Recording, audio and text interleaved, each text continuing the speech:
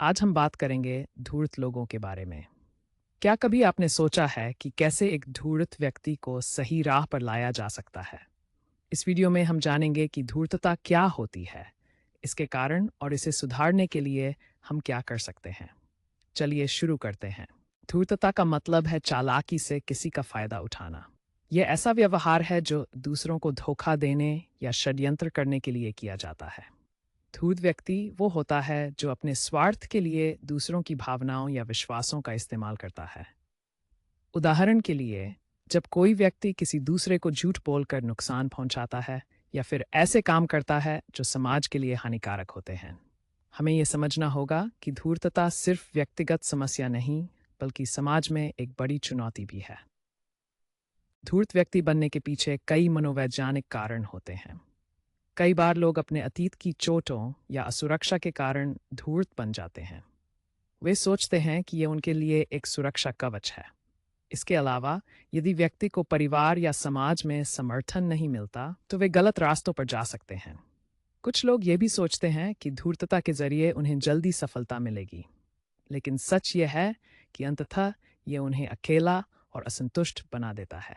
धूर्तता का असर व्यक्ति के जीवन पर गहरा होता है। सबसे पहले ये व्यक्तिगत रिश्तों को खराब करती है। जब दोस्त या परिवार के सदस्य एक दूसरे के साथ विश्वासघात करते हैं, तो रिश्ते में दरार आ जाती है।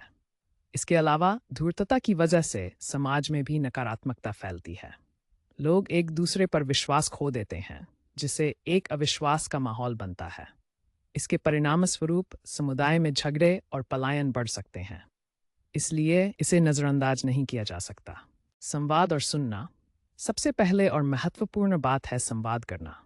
धूर्त व्यक्ति से बात करते समय यह जरूरी है कि आप उन्हें सुनें। जब हम उनकी बातें ध्यान से सुनते हैं, तो हम उन्हें बेहतर समझ सकते हैं और अपनी बातें भी प्रभावी तरीके से रख सकते हैं। उदाहरण देना। फिर हम वास्तविक जीवन के उदाहरण दे सकते हैं।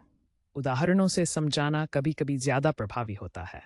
जैसे किसी ने धूर्तता की वजह से कैसे अपने महत्वपूर्ण रिश्ते खोए। ये सुनकर उन्हें एहसास होता है कि उनका व्यवहार क्या नुकसान पहुंचा सकता है।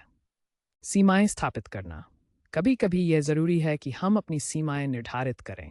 आप ये बता सकते हैं कि धूर्तता को बर्दाश्त नहीं किया जाएगा और आपके रिश्ते के लिए कुछ नियम हैं। इससे उन्हें यह समझ में आएगा कि उनके कामों के क्या परिणाम हो सकते हैं। धैर्य और समय। अंत में धैर्य रखना बेहद ज़रूरी है। परिवर्तन रातों रात नहीं होता।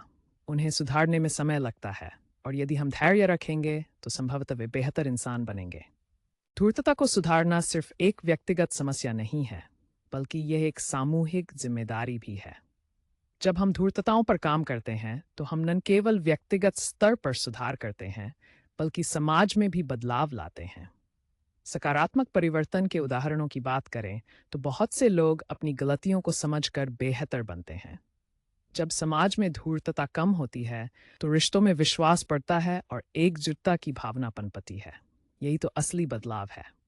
तो आज हमने सीखा कि धूर्त व्यक्ति को कैसे समझाया जा सकता है। हम सभी में बदलाव लाने की ताकत है। याद रखें, हर व्यक्ति में सुधार की क्षमता होती है। हमें बस धैर्य और समझदारी से काम करना है। आशा है आपको ये वीडियो पसंद आया होगा।